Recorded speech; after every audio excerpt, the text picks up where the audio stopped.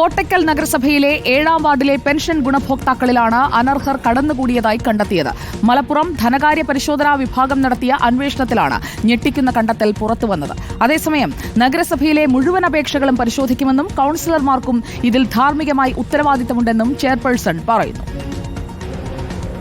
56 സാമൂഹ്യ സുരക്ഷാ പെൻഷൻ്റെ ഗുണഭോക്താക്കളും 6 വിധവാ പെൻഷനും 1 വികലാംഗ പെൻഷനെയാണ് അനധികൃതമായിട്ട് പെൻഷൻ വാങ്ങുന്നതായിട്ട് കണ്ടെത്തിയത്. 2022 കൂടി 28ഓളം പെൻഷനുകൾ റദ്ദാക്കപ്പെട്ടിട്ടുണ്ട്. അപ്പോൾ ഇനി ആ ലിസ്റ്റ് വരും. അതിൽ എത്ര പേര് ഇനിയും പെൻഷൻ വാങ്ങുന്നുണ്ടോ തീർച്ചയായിട്ടും അവർ പെൻഷൻ തിരിച്ചടക്കേണ്ടി വരും. അതിനുള്ള തുടർ നടപടി സ്വീകരിക്കേണ്ടി വരും. ഉദ്യോഗസ്ഥ തലത്തിൽ വന്ന ക്രമക്കേട് നമ്മൾ പരിശോധിക്കും, തുടർ നടപടി സ്വീകരിക്കും. ഈ 62 ആളുടെ മാത്രമല്ല, 63 ആളുടെ മാത്രമല്ല, 32 വാർഡുകളിലും നമ്മൾ വീണ്ടും പരിശോധന നടത്തി അനർഹരുണ്ടെങ്കിൽ കണ്ടെത്തി തുടർ നടപടി സ്വീകരിക്കും.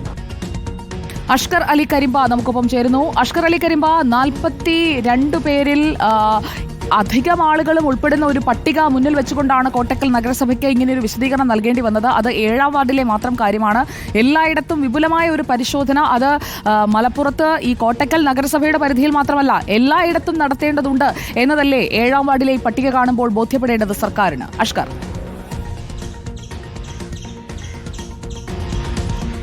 സുജ, അത്തരത്തിൽ വ്യാപകമായ ഒരു പരിശോധന വേണമെന്നുള്ള നിലപാടാണ് ഇപ്പോൾ കോട്ടക്കൽ നഗരസഭയും സ്വീകരിച്ചിരിക്കുന്നത്. നഗരസഭാ അധികൃതർ പറയുന്നത് 5400ഓളം ഗുണഭോക്താക്കൾ കോട്ടക്കൽ നഗരസഭയിലുണ്ട്. 32 വാർഡുകളിലായി. ഈ 32 വാർഡുകളിലെ മുഴുവൻ അപേക്ഷകളും പുനഃപരിശോധനയ്ക്ക് വിധേയമാക്കുമെന്നുള്ള നിലപാടാണ് ഇപ്പോൾ കോട്ടക്കൽ നഗരസഭ സ്വീകരിച്ചിരിക്കുന്നത്. എന്നാൽ കോട്ടക്കൽ നഗരസഭ തന്നെ വ്യക്തമാക്കുന്ന കാര്യം 2021 ഇത്തരത്തിൽ ധനകാര്യ പരിശോധന വിഭാഗത്തിന്റെ പരിശോധന നടത്തിയെങ്കിൽ പോലും അതുമായി ബന്ധപ്പെട്ട ഒരു റിപ്പോർട്ടും ഇതുവരെ മുനിസിപ്പാലിറ്റിക്ക് കൈമാറിയിട്ടില്ല.